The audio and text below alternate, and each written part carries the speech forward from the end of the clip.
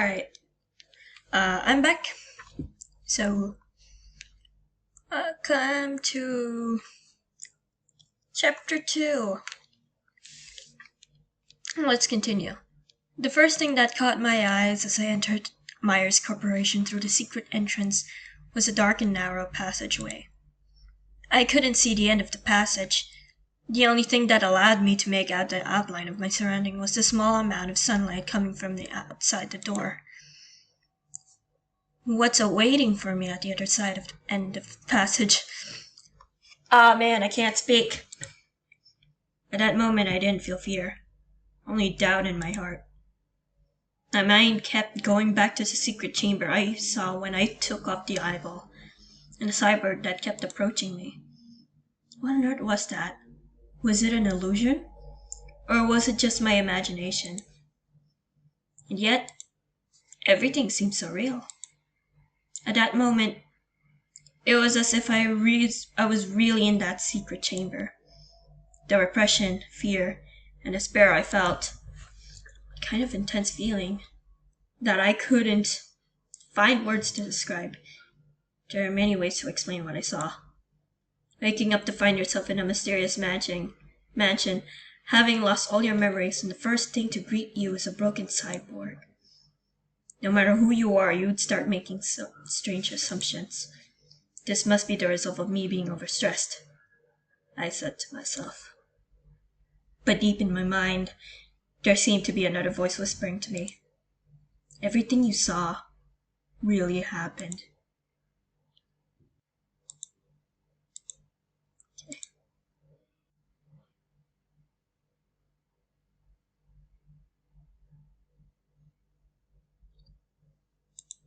A puddle of blood.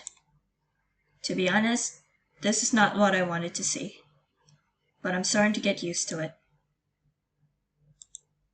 From the shape of the blood spatter, it looks like a body has been dragged deeper into the tunnel after someone was killed. I squatted down and carefully dipped my fingertips into it. No hallucinations. Nothing happened this time. But I rubbed my fingertips with my thumb. This puddle of blood, it's not completely dried up. In other words, I may not be the only uninvited guest here. I need to be careful.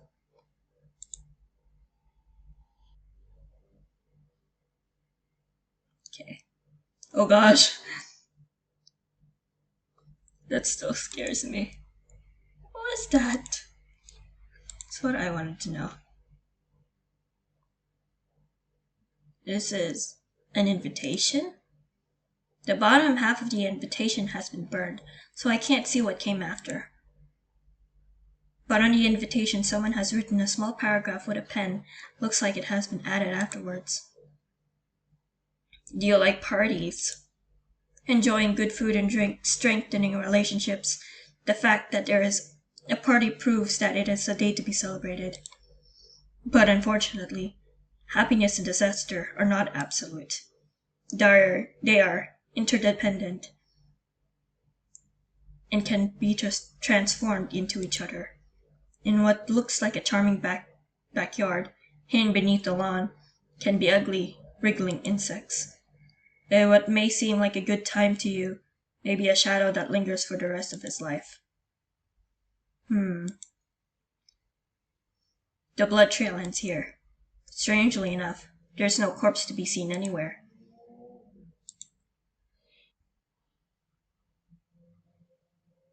Oh gosh, was that?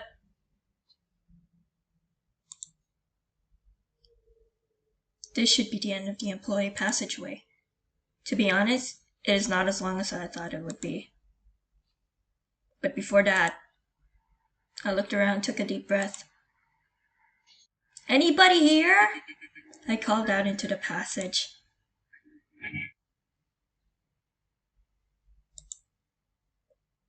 That was probably a bad decision. For a moment, I thought I heard a low, vague reply, but it was just a distorted echo of my own voice. Strange enough, the figure I had just seen is now inexplicably gone. And there isn't even a trickier problem at hand. If I want to access the lobby, I'll need to enter a 4-digit code. Well, in this case, start thinking.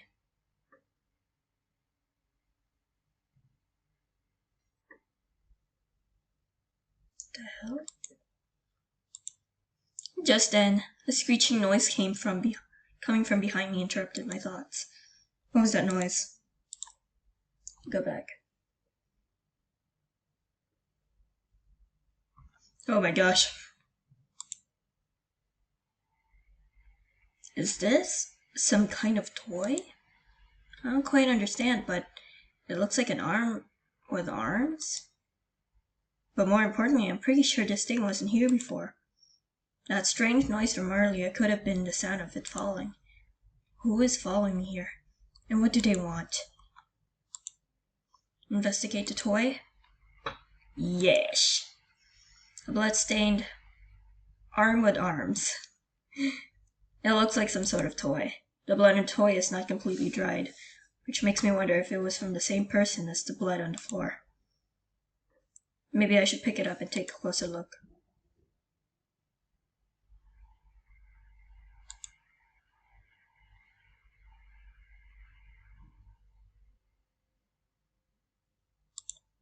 Myers Corporation. That's the goal of everyone at G4. A place to make dreams come true and parents proud. At least, that's what I thought. I will never forget the day I came to Myers. My excitement and exhilaration inevitably mixed with my nervousness. Because to me, it was the reward for my years of dedication and hard work. I think every single elite in Myers can relate to that. But who would have thought that behind this company that so many G4 residents longed for, there was only filth, sin, and blood that would never dry up. Who am I? I'm no longer human. At this time, I can't even remember my own name. Every day now, I can only wander aimlessly around Myers. What am I struggling to find? I don't know. I don't know. I don't know, I don't know, I don't know, I don't know, I don't know, I don't know, I don't know, I don't know. I only wish someone could put me out of my misery.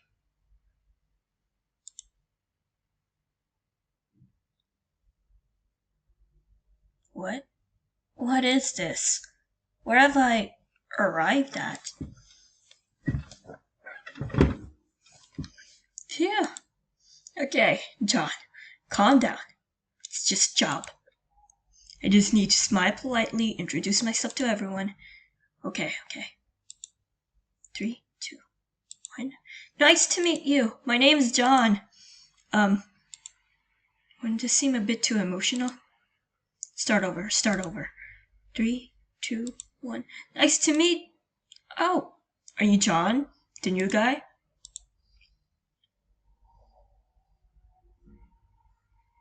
Ooh, the music. Welcome to Myers. In case you don't know, I'm the Chief Investment Officer, Victor Blake. Nice to meet you, Mr. Blake. No need to be so formal. Just call me Victor. Looks like you've done all the paperwork to get started. Otherwise, you wouldn't even know where your desk is. Yes, I've done it all. Very good. Have you finished the online courses for the G4 district as well?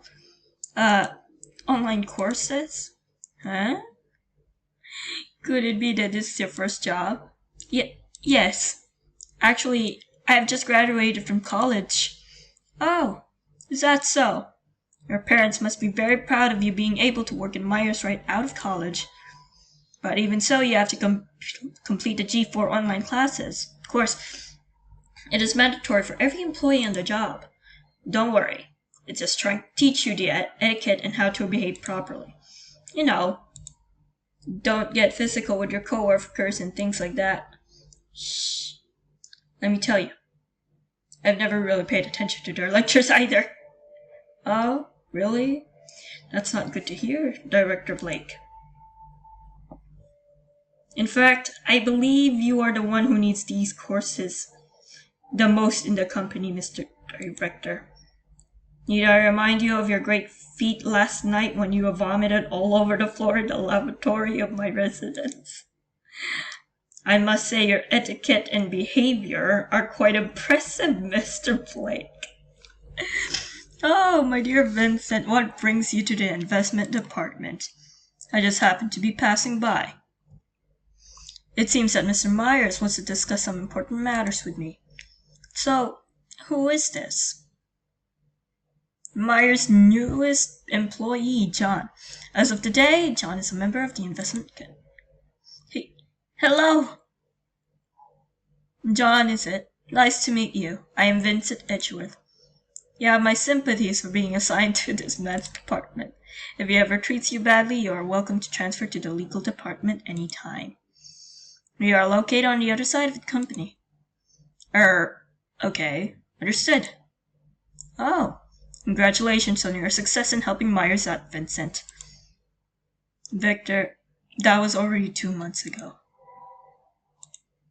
So you're the famous lawyer who defended Myers in the G4 cyborg incident? I heard your performance in the courtroom was incredible. I am very flattered, John. It was indeed me who defended Myers, but I wouldn't consider myself famous. Vincent has had his hands full with this for a while. Good thing he can finally relax now. Aren't you saying that too soon, Victor? Anyways, I must get going. I can't keep Mr. Myers waiting. It was my pleasure to meet you, John. Welcome to Myers. Yay! You're lucky to meet Vincent on your first day. Even I don't see him often at work. That guy's attitude towards others has improved a lot since college, but he hasn't changed a bit towards me. Since college? Were you and Mr. Edgeworth college classmates? Haha, not only that, we're also roommates. And they were roommates. Although he seems very gentle now, he was quite aloof to everyone back then. His pretty face may have won hearts of many girls, but his cold and arrogant attitude did offend many classmates as well. However, what does remain unchanged is his perseverance and determination. When Vincent was in college, he had only one goal, and that was to get his dream job at Myers. Then, he was just as busy as he is now, always working late into the night to achieve his goals. But as you can see, hard work does pay off. He is now the chief legal officer at Myers. All right, John, I think it's time for you to give some personal space to finish those tedious courses. If you have any questions about the company, please come by my desk. I hope you enjoy your time in Myers. I'll see you later. I'll see you later, Victor. Mr. Blake feels like a very easygoing boss, but what's this mechanical prosthetics about? What has he been through? Mr. Edgeworth, too. What Mr. Blake? Anyways, this is how to tell you to think about that. Okay. Okay, let's look around. Okay.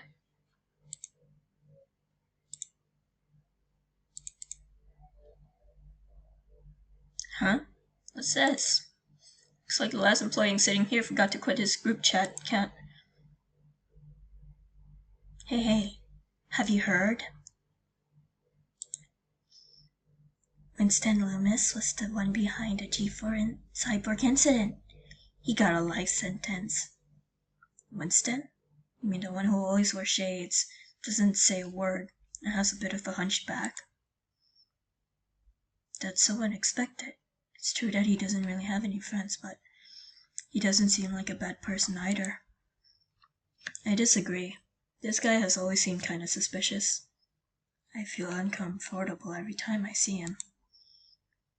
Is Winston really the mastermind of G4 cyborg incident? Something doesn't add up. Huh? What do you mean? How should I put this? This guy doesn't really seem like the type that would drag that many people into the basement to experiment on them. Maybe he had helpers. Who knows? That's not what I'm saying. You see, this guy doesn't speak much and hardly has any friends at Myers. In that case, when he